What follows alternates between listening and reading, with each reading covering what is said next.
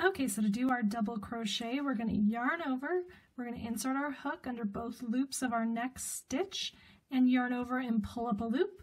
Then we work off 2 at a time. So we yarn over and pull through the first 2 loops, then yarn over and pull through the last 2 loops. Again, yarn over, insert your hook under both of the top 2 loops of your next stitch, yarn over, pull up a loop, yarn over, pull through the first 2 loops, yarn over, pull through the second 2 loops. So normal speed, this is what it's going to look like.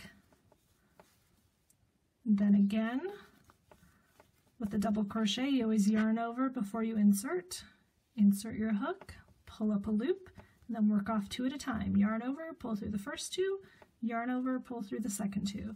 So that is the super fast double crochet refresher. If you need a much slower in-depth tutorial on double crochet, check out my double crochet tutorial for beginners, and thank you for watching.